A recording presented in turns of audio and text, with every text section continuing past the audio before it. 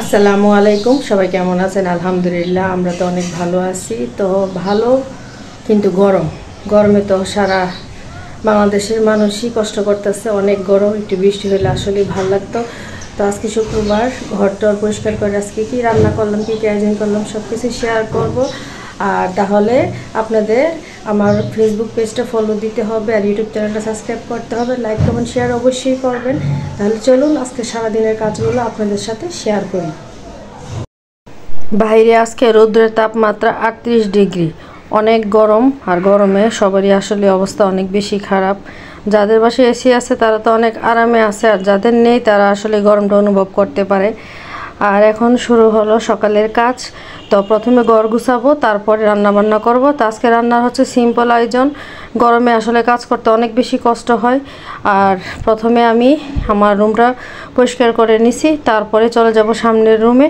তো এইভাবে এক এক করে সব কিছু মুছে পরিষ্কার করে তারপরে আমি আমার প্রতিটা কাজ প্রতিদিনই শুরু করি। সকালে আমি আগে ঘুম থেকে উঠে তারপরে চা খাওয়ার পর রুমগুলো পরিষ্কার করি, তারপরে আমি আমার অন্যান্য কাজ শুরু করি। আর এই যে ডাইনিংয়ের এখানে এই পাশটাও পরিষ্কার করে নিছি। আর সব কিছু মোছামুছি তো প্রতিদিনই করা লাগে, কারণ ধুলাবালি প্রতিদিনই এগুলোর মধ্যে জমে যায়। প্রতিদিনই পরিষ্কার করা লাগে, আর প্রতিদিনই হচ্ছে একই ধরনের রুটিন, সব মেয়েদেরই একই কাজ।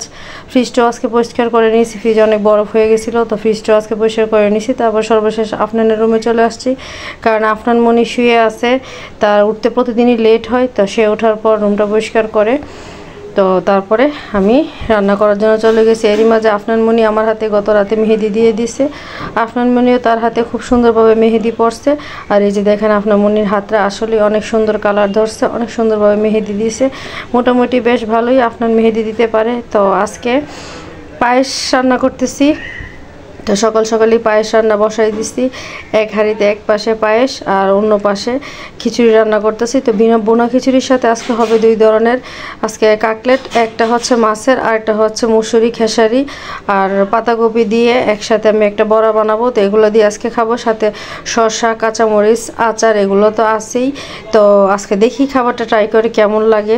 তো এখানে আমি মাছের কাটলেটগুলো আগে ভাজার জন্য দিয়ে দিছি। তো মাছের কাটলেটগুলো ভাজা হয়ে গেলে তারপরে আমি পেঁয়াজটা ভেজে নিব। আর আসলেই খাবারটা অনেক বেশি মজা লাগছে, ভাবছি কেমন জানি হয়, কিন্তু আসলেই খাবারটা অনেক বেশি মজা লাগছে। তো এখানে আমি আর আপনাদের প্লেট সাজিয়ে নিছি। আর রায়নের বাবা বাহিরে গেছে কাজে, তো সে আসলে পরে খাবে। আর রায়নমণিও বাহিরে দাওয়াত আছে, তো আমি আজকে বসে খাবো।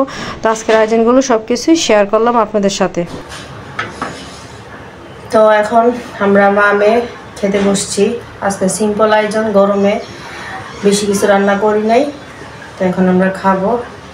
আর এই খাবারটা কে কে পছন্দ করেন অবশ্যই কমেন্ট করে জানাবেন।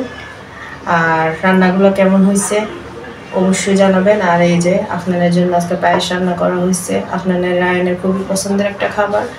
তো আজকের ভিডিওটা এতটুকু। সবাই ভালো থাকবেন, সুস্থ থাকবেন। আল্লাহ হাফেজ, আসসালামু আলাইকুম।